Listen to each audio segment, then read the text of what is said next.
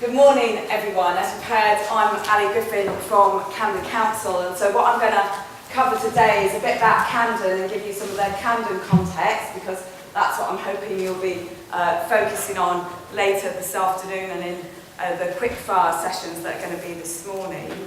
I'm going to talk a bit about the impacts of the cuts, because as you've heard, there's a financial challenge going on, not just in this country, but globally, and how we've responded thus far, because we're just about to enter year 4, actually, of our major finance reductions, but we know we've got at least another 3 to 5 years to follow after that. So where do we go next? And how are we going to be relying on all of you in this room, whether you're from the government sector or the design sector, to help us through that challenge.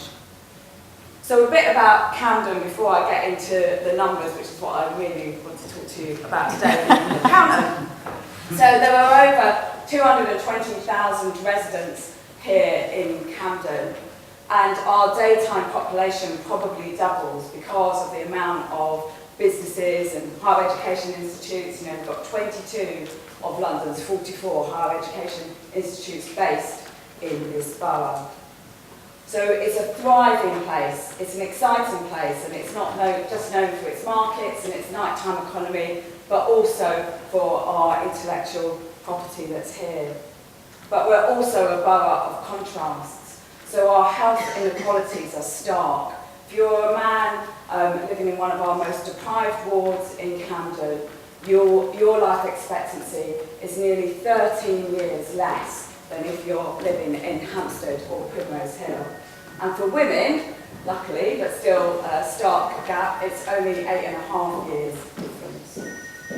We have a really well-educated population. Over 50% of our residents have a degree or an equivalent qualification. But 13% of our adult residents have no skills or qualifications at all. And that, again, is a real stark difference, especially when you're thinking about how our economy is working in London, and especially the knowledge economy. How do our residents enter that economy and make the most of the opportunities that are around them? And so that leads us to unemployment. So whilst actually our employment figures have been improving over recent months, what we are finding is the long-term unemployed is still a real significant issue for us. And that maternal unemployment and unemployment in our BME communities, and we have a significant range of minorities here in Camden, really are the areas that we're going to need to work with others to try and address. So that's just a bit of the background and some of the challenges. But as Alex and Adam and others have said earlier, we also have great assets here in Camden. And so I really believe that together we can solve some of these social problems. So what's happened to us so far in terms of the money? Well, in local government, in this country, unlike in some other countries, we are very reliant on central government for our funding, and about 70% of our funding comes from central government. Over the last 4 years, we've had about a 28% cut in our funding. And that's meant we've run a savings programme of about £83 million. And that has been significant for us. What that has led us to is how we meet those challenges. And we've tried to keep our ambition up, but obviously in face of quite some significant adversity. So how we've tried to be positive about it, and our administration, our politicians want us to be positive about it, is how we continue to retain the values that we have as Camden and keep our social mix. So we're going to be using our asset values, our housing, our property that we own, the land that we own, and we own about a third of the borough, luckily. And in this part of the world, that's a significant asset. And we're going to be using those assets to build new homes and renew our schools. So we're in a very fortunate position in terms of our community investment programme. But when it comes to our day-to-day revenue budget, that's where a hit is really happening. So as part of our first savings programme, we had over 70 different initiatives, projects, programmes to try and reduce and find £83 million. And what that meant is we're now an organisation that has a workforce of 20% less than we started with. We lost about 1,000 of our colleagues and posts in the organisation.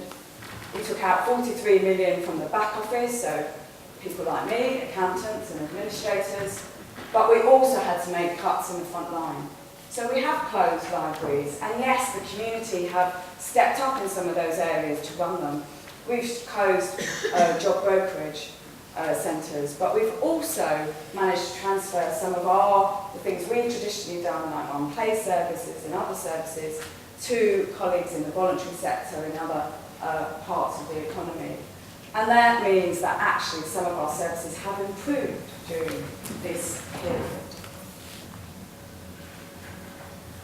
And sometimes when I start throwing around some of these numbers, it's trying to think, well, what does that really mean? Well, actually, if we had decided not to do any cuts or savings programme, to get that 83 million, roughly, we would have had to double council tax. We'd have had to increase it by 100% for every household. And you will all know, because some of you will be council taxpayers yourselves, that that probably wouldn't have been acceptable to the population.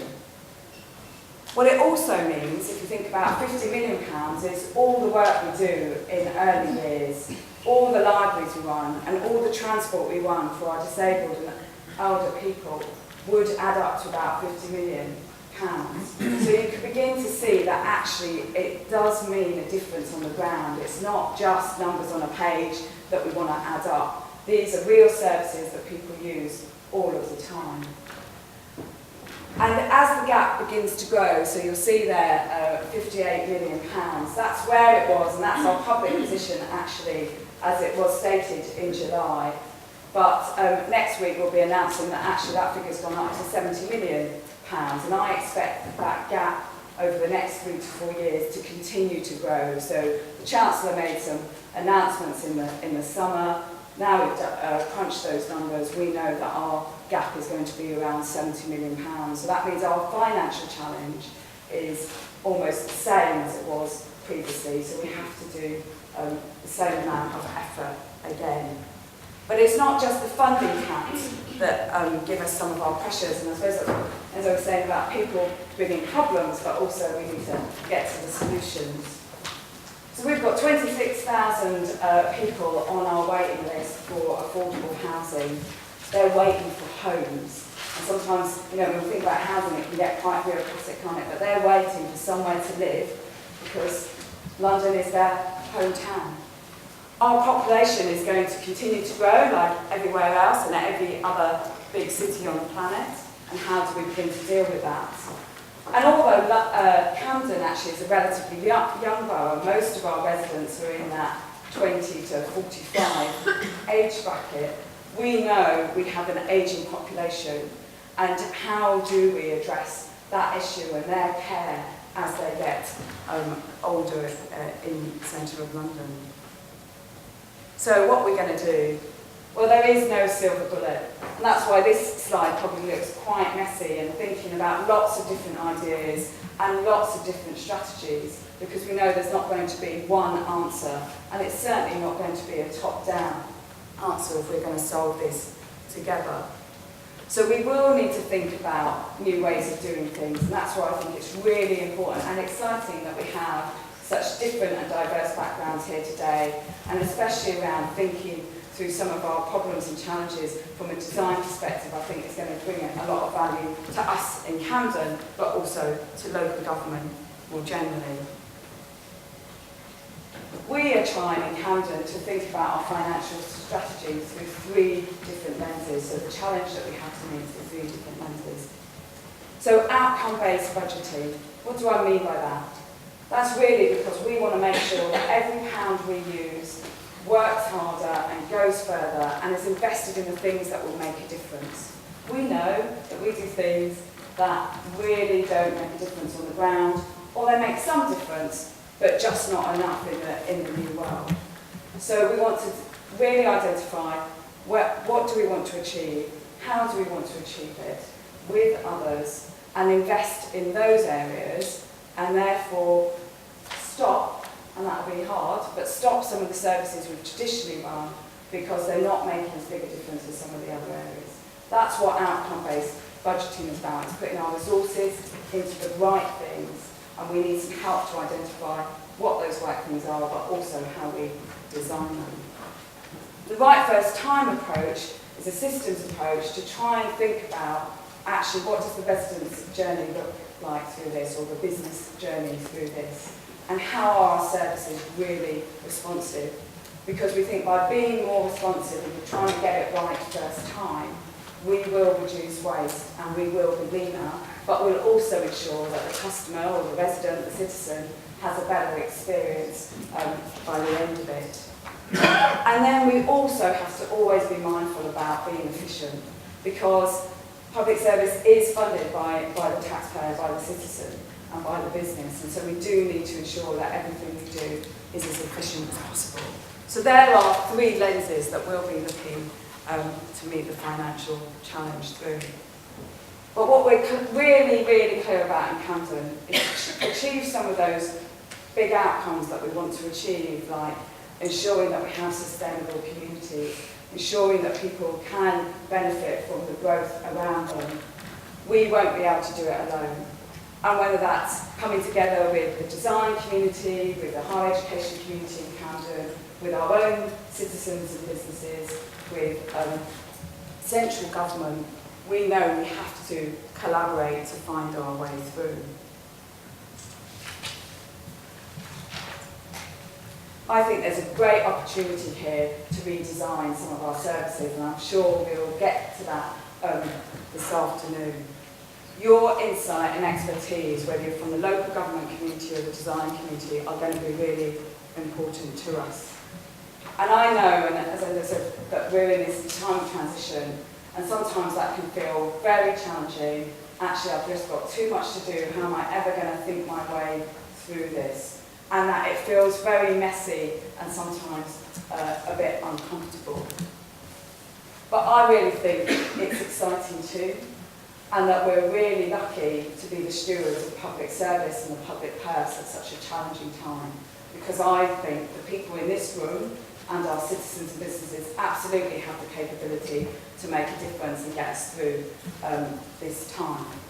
So of course I want you to find £70 million by 5 o'clock today. But I know that's not entirely possible, but I'm sure that there will be the start of those conversations. And I know most of my colleagues here really do see this as the start of an exciting collaboration going forward and a real chance to make a difference in Camden. Thank you very much.